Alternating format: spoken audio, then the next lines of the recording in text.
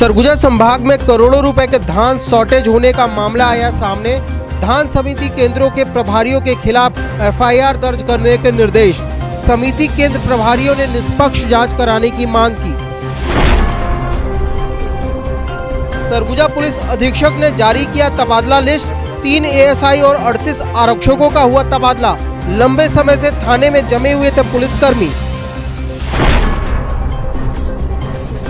सरगुजा में 2 अगस्त से स्कूलों में ऑफलाइन कक्षाएं होंगी प्रारंभ। कलेक्टर ने सभी स्कूलों के लिए नोडल अधिकारी नियुक्त किए। कोरोना गाइडलाइन का अनिवार्य रूप से करना होगा पालन।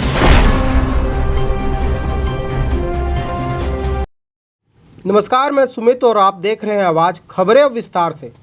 सरगुजा संभाग में एक बार फिर धान का मुद्दा गर्मा गया है, जहां भौतिक सत्यापन के बाद करोड़ों रुपए के धान के शॉर्टेज होने का मामला सामने आया है। वहीं इस मामले के सामने आने के बाद जिला सहकारी केंद्रीय बैंक के मुख्य कार्यपालन अधिकारी ने समिति केंद्र प्रभारियों के खिलाफ एफआईआर दर्ज करने के निर्देश दिए हैं। इधर समिति केंद्र प्रभारियों ने निष्पक्ष जांच कराने की मांग की है।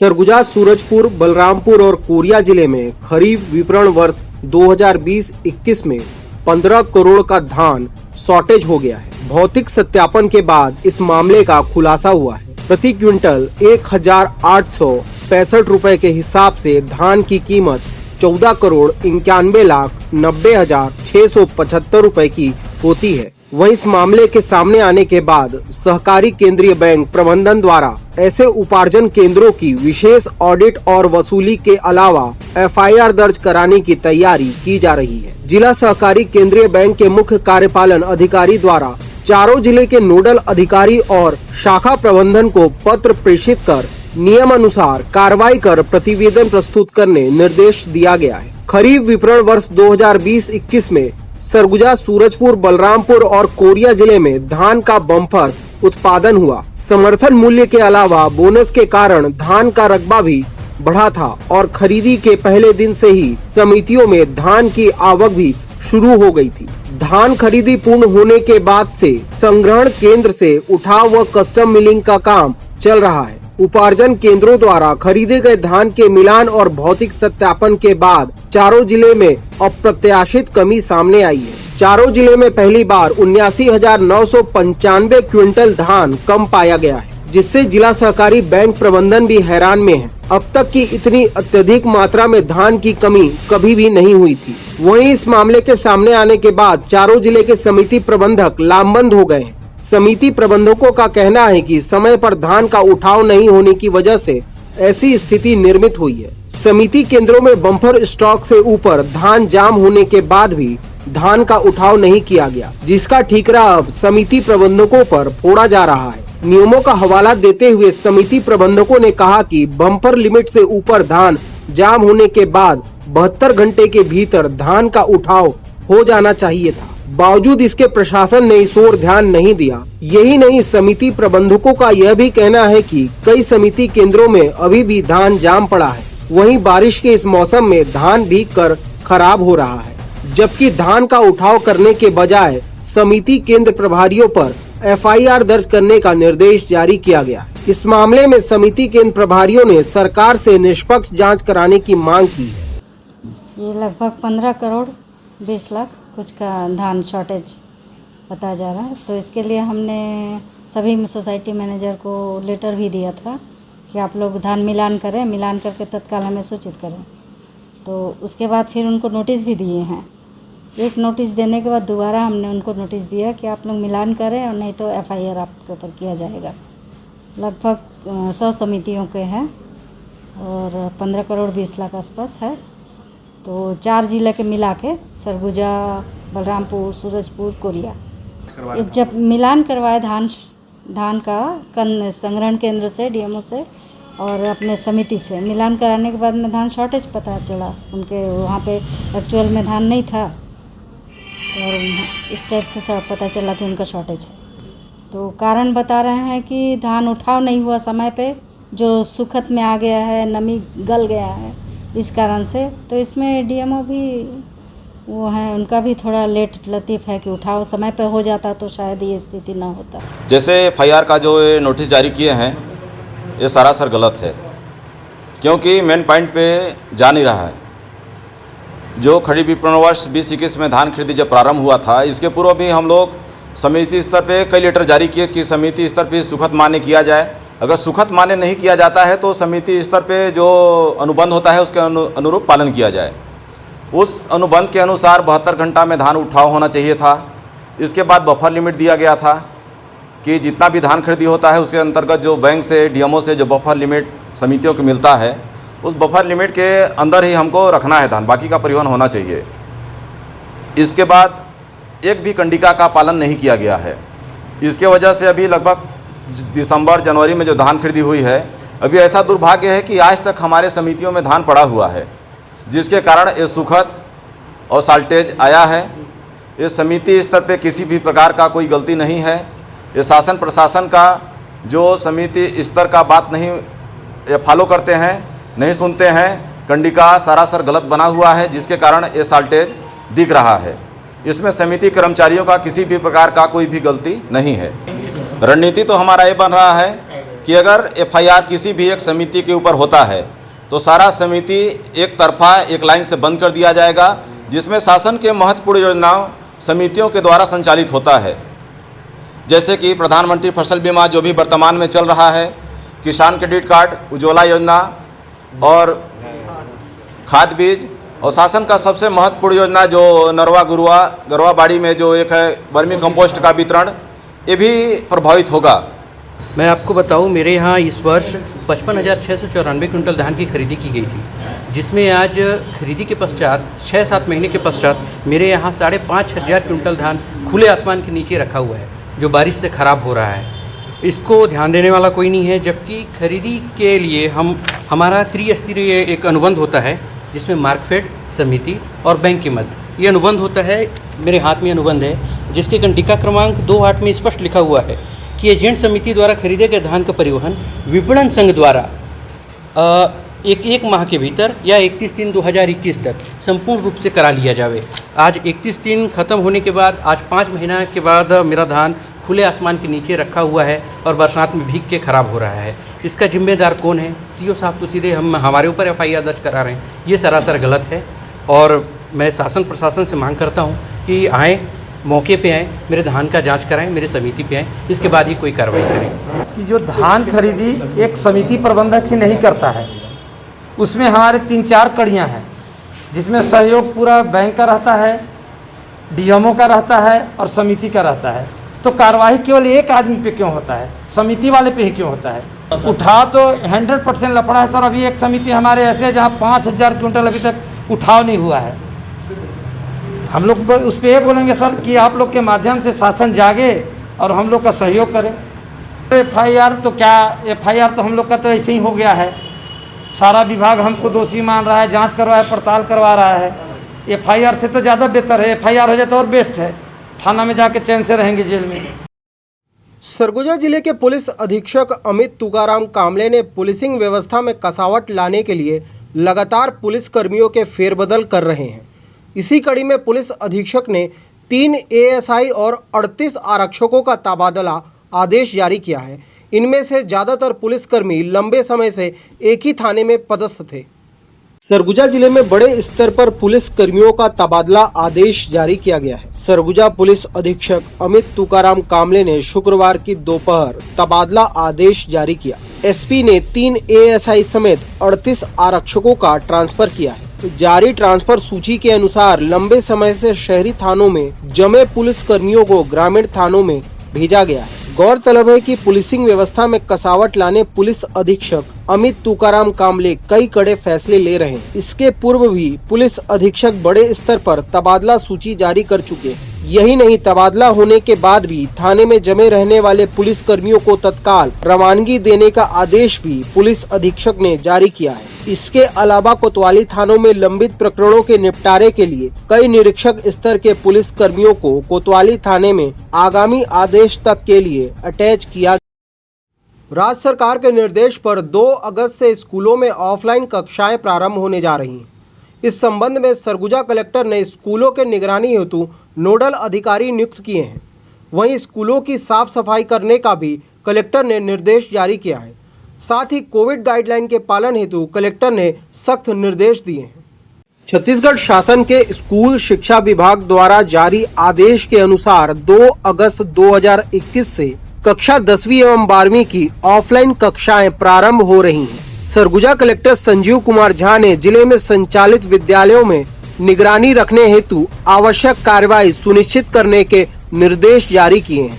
उन्होंने विद्यालयों के लिए नोडल अधिकारी नियुक्त किया है। कलेक्टर ने निर्देश किया है कि समस्त नोडल अधिकारी विद्यालय प्रारंभ होने से पहले साफ सफाई की सुनिश्चित व्यवस्था करें तथा समस्त विद्यालयों में सैनिटाइजेशन का कार्य करें।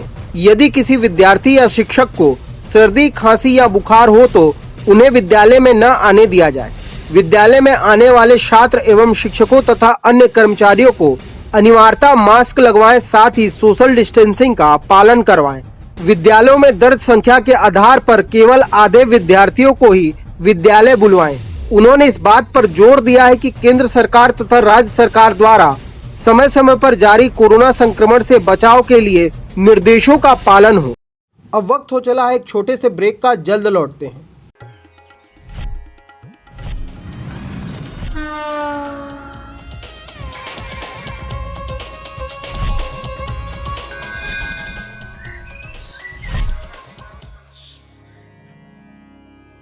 क्या आपको मालूम है कि अंबिकापुर के सभी स्कूलों की ऑनलाइन क्लासेस शुरू हो गई हैं?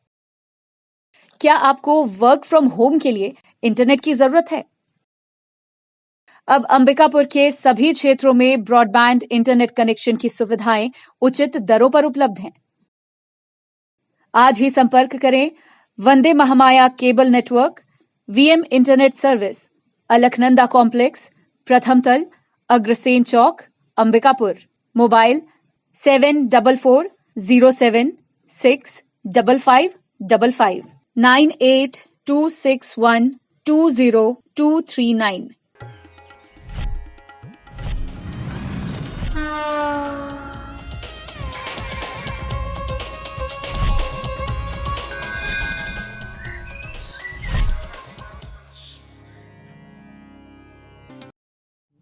ब्रेक के बाद आपका स्वागत है। बढ़ते हैं अगली खबर की ओर। सरगुजा संभाग में हॉकी के कई ऐसे खिलाड़ी हैं जो राष्ट्रीय और अंतर्राष्ट्रीय स्तर पर अपना जौहर दिखा चुके हैं, लेकिन सरगुजा संभाग का एकमात्र हॉकी स्टेडियम अपनी बदहाली पर आंसू बहा रहा है। पीजी कॉलेज स्थित हॉकी स्टेडियम अब नशेड़ियों का अड्डा बन चुका है। स्टेडियम की बदहाली पर हॉकी खिलाड़ियों में भारी आक्रोश है।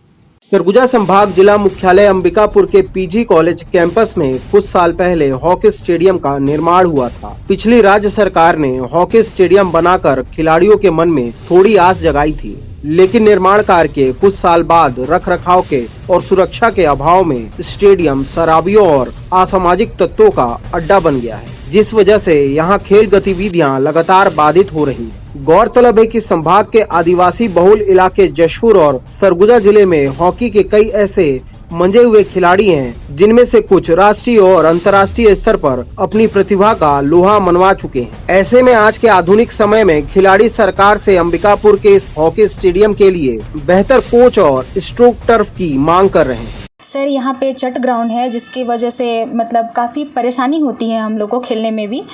कभी घास बड़े हो जाते हैं तो कुछ हो जाता है, इस बरसात में पूरा कीचड़ हो जाता है, इस वजह से हम लोग खेल नहीं पाते हैं। तो हम लोग चाहते हैं कि हम लोग के लिए स्ट्रो टर्फ बने ताकि हम लोग अच्छे से खेल सकें। मैं नेशनल खेल चुकी हूँ सर, केरल में, हरियाणा में। सर, चट ग्राउंड होने की वजह से खिलाड़ियों को परेशानी हो रही है। इसमें हर मौसम में अलग अलग परेशानी होती हैं। सरकार से यही चाहते हैं हम लोग कि हम लोग के लिए स्ट्रो टर्फ दिलाएं ताकि हम लोग अच्छे से प्रैक्टिस कर सकें और आगे बढ़ सकें।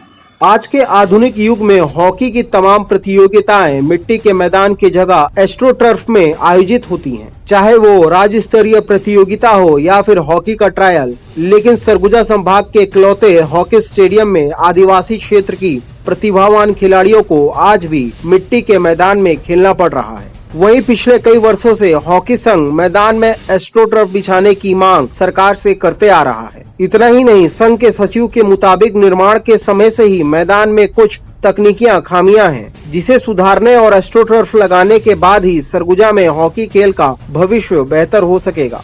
सबसे पहले तो मैं आपको बताऊं कि जो अंबिकापुर में अपना हॉकी स्टेडियम है, इसका जो लेआउट है ये पूरब और पश्चिम है। तो वास्तव में हॉकी मैदान पूरब पश्चिम नहीं बनाया जाता है, इसको उत्तर दक्षिण बनाया जाता है ताकि सूरज की रोशनी सीधे खिलाड़ियों के फेस पर ना पड़े। तो हम लोगों ने बनते समय यहाँ के जो उसके जिम्मेदार लोग हैं उनके सामने ये समक्ष ये बातें रखी थी, लेकिन उस समय बन गया ये मैदान। तो उन्होंने कहा था कि जब एस्ट्रो टर्फ बनेगा तो हम इसका लेआउट को चेंज कर देंगे।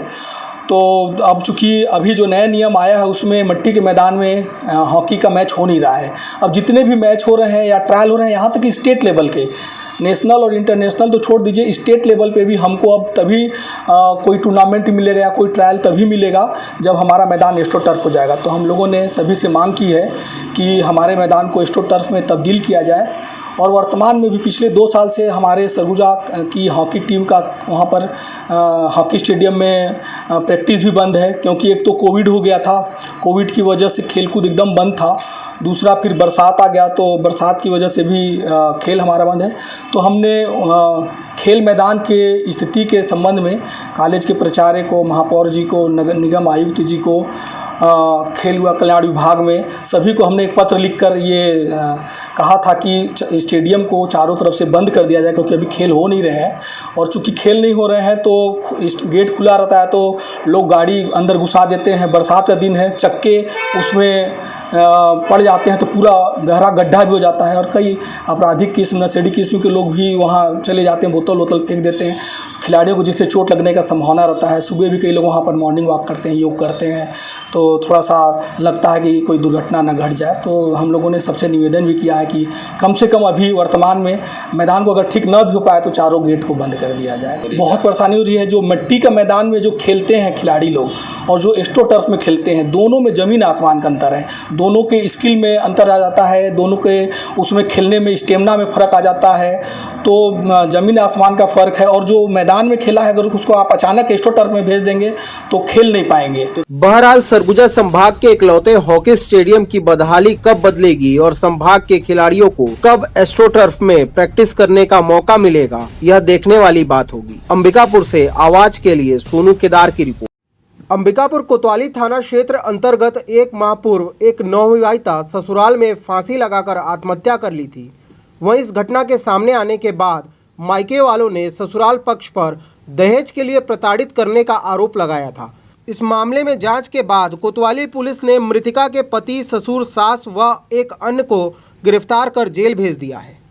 गौरतलब है कि मृतका के पिता ने आरोप लगाया था कि उसकी बेटी को ससुराल पक्ष के लोग आए दिन प्रताड़ित करते रहते थे, जिससे परेशान होकर उसने आत्महत्या कर ली थी। शिकायत के बाद मामले की जांच सीएसपी द्वारा की गई। जांच के बाद कोतवाली पुलिस ने आरोपी पति, ससुर, सास और भांजे को गिरफ्तार कर जेल दाखिल कर दिया है। अनुसूचित जनजाति आयोग के 9 पदस्थ अध्यक्ष भानु प्रताप सिंह अपने गृह जिला सूरजपुर पहुंचे थे। यहां रेस्ट हाउस में पत्रकारों से उन्होंने बातचीत की। उन्होंने कहा कि उन्हें अनुसूचित जनजाति आयोग की जिम्मेदारी दी गई है और प्रदेश के 14 जिले आदिवासी बहुल्य हैं। आयोग के माध्यम से आदिवासियों की समस्या का समाधान करने का काम उनके द्वारा किया जाएगा।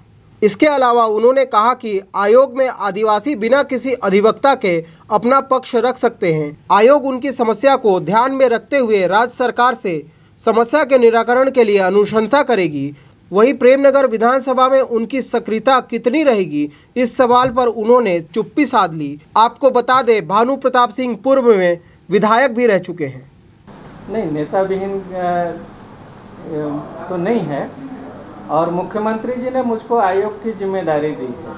अनुसूचित जनजाति आयोग की जिम्मेदारी मुझको दी गई है और अनुसूचित जनजाति आयोग के समक्ष अगर कोई बात इस सूरजपुर ज़िले का आएगा तो उसको आयोग नियमानुसार और आयोग का जो कार्य प्रणाली है उसके अनुसार ही हम करेंगे। नेतागिरी करने का या नेता बना करके भेजने का यहाँ बात नहीं। मैं आया हूँ तो आयोग के अध्यक्ष की हैसियत से आया हूँ और ये मेरा गृह जिला है। मेरे समक्ष जो बातें आएंगी जनहित के या यहाँ के आम नागरिक का, उनका मैं उसी अनुसार मैं काम करके उनका समस्या का निदान करूँगा। वक्त हो चला है एक और छोटे से ब्रेक का, जल्द लौटते हैं।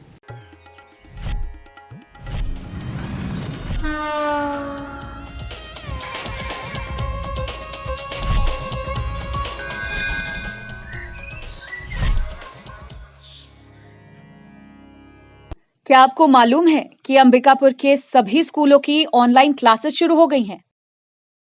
क्या आपको वर्क फ्रॉम होम के लिए इंटरनेट की जरूरत है? अब अंबिकापुर के सभी क्षेत्रों में ब्रॉडबैंड इंटरनेट कनेक्शन की सुविधाएं उचित दरों पर उपलब्ध हैं। आज ही संपर्क करें Vande Mahamaya cable network, VM internet service, Alaknanda complex, प्रथम तल, अग्रसेन चौक, अंबिकापुर। मोबाइल 7440765555 9826120239।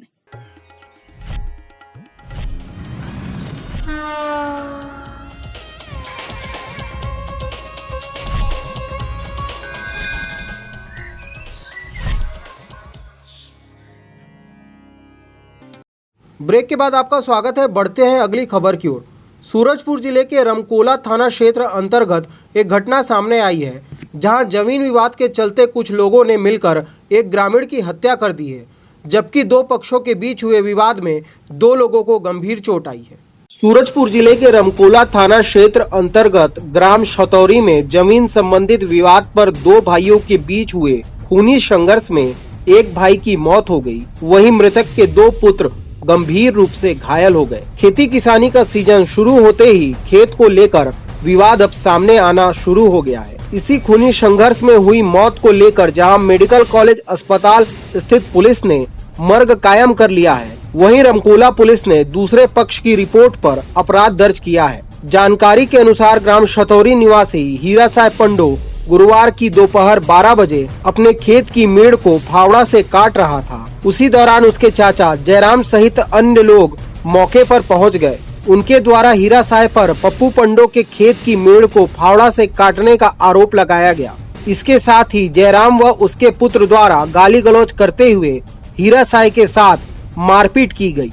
बढ़ते विवाद के बीच हीरा साहब का पिता मंगल साहब वहां पहुंच गया और बीच बचाव करने लगा। हीरा साहब ने बताया कि जयराम व उसके पुत्र सहित अन्य लोगों ने फावड़ा व डंडे से उस पर और उसके पिता पर हमला कर दिया था। यही नहीं, हीरा साहब का भाई रवि प्रताप भी जब मौके पर पहुंचा तो आरोपियों ने उसके साथ भी मारपीट की। मंगल साहब को गंभीर चोट आने पर उसे स्थानीय अस्पताल से अंबिकापुर मेडिकल कॉलेज अस्पताल रेफर कर दिया गया, जहां देर रात उपचार के दौरान उसकी मौत हो गई। वहीं दूसरी तरफ रमकोला थाना में जयराम की रिपोर्ट पर पुलिस ने मृतक मंगल साहब, हीरा साहब और रवि प्रताप के विरुद्ध भी मारपीट का अपराध दर्ज किया है। आरी छाटा तनी तो वही आरी छाटा में हीरा साहब के पहले मारे न, ओकरे बाद दाऊ के मारे। मैं पाछे पहुँचा तो महून के मारे। हम बोल दे कि काबर मारा रहे तो वही महून के। जयराम और चुनी लाल, अमृत लाल, पप्पू 4 जने। मैं चाचा के लड़का लगा हो, मैं बड़ा में का लड़का लगा। मैं वही खेत की आरी में कह के तोर का है जग तब हाथों से आरी छाटे बर ऐसे कह के मार गिराइन। पहले मोर हीरा साहब भाई के, एक बाद मोर दाऊ के मार गिराइन। बाद में मैं पहुँचन तो मैं उनके मार गिराइन। सूरजपुर जिले के रमकोला थाना क्षेत्र अंतर्गत ग्राम छतौरी में जमीन संबंधित विवाद पर 2 भाइयों के बीच हुए खूनी संघर्ष में एक भाई की मौत हो गई, वहीं मृतक के 2 पुत्र गंभीर रूप से घायल हो गए। खेती किसानी का सीजन शुरू होते ही खेत को लेकर विवाद अब सामने आना शुरू हो गया है। इसी खूनी संघर्ष में हुई मौत को लेकर जहां मेडिकल कॉलेज अस्पताल स्थित पुलिस ने मर्ग कायम कर लिया है, वहीं रमकोला पुलिस ने दूसरे पक्ष की रिपोर्ट पर अपराध दर्ज किया है। जानकारी के अनुसार ग्राम छतौरी निवासी हीरा साहब पंडो गुरुवार की दोपहर 12 बजे अपने खेत की मेड़ को फावड़ा से काट रहा था। उसी दौरान उसके चाचा जयराम सहित अन्य लोग मौके पर पहुंच गए। उनके द्वारा हीरा साहब पर पप्पू पंडो के खेत की मेड़ को फावड़ा से काटने का आरोप लगाया गया। इसके साथ ही जयराम व उसके पुत्र द्वारा गाली गलौज करते हुए हीरा साहब के साथ मारपीट की गई। बढ़ते विवाद के बीच हीरा साहब का पिता मंगल साहब वहां पहुंच गया और बीच बचाव करने लगा। हीरा साहब ने बताया कि जयराम व उसके पुत्र सहित अन्य लोगों ने फावड़ा व डंडे से उस पर और उसके पिता पर हमला कर दिया था। यही नहीं, हीरा साहब का भाई रवि प्रताप भी जब मौके पर पहुंचा तो आरोपियों ने उसके साथ भी मारपीट की। मंगल साय को गंभीर चोट आने पर उसे स्थानीय अस्पताल से अंबिकापुर मेडिकल कॉलेज अस्पताल रेफर कर दिया गया, जहां देर रात उपचार के दौरान उसकी मौत हो गई। वहीं दूसरी तरफ रमकोला थाना में जयराम की रिपोर्ट पर पुलिस ने मृतक मंगल साय, हीरा साय और रवि प्रताप के विरुद्ध भी मारपीट का अपराध दर्ज किया है। आरी छाटत रहे तनी तनी तो वही आरी छाटत में हीरा साय के पहले मारे न, ओकरे बाद दाऊ के मारे। मैं पाछे पहुँचा तो महून के मारे, हम बोल दे कि काबर मारा रहे तो वही महून के। जयराम और चुनी लाल, अमृत लाल, पप्पू 4 जने। मैं चाचा के लड़का लगा हो, मैं बड़ा में का लड़का लगा मैं वही खेत कियारी में कह के तोर का है जग तब हाथों से आरी छाटे बर ऐसे कह के हम मार गिराइन। पहले मोर हीरा साहब भाई के, एक बाद मोर दाऊ के मार गिराइन, बाद में मैं पहुँचन तो मैं उनके मार गिराइन। बुलेटिन में सिर्फ इतना ही। शहर से जुड़ी खबरों के लिए देखते रहिए आवाज। इस न्यूज के स्पॉन्सर हैं वीएम इंटरनेट, अलकनंदा कॉम्प्लेक्स, प्रथम तल, अग्रसेन चौक, अंबिकापुर, सरगुजा, छत्तीसगढ़।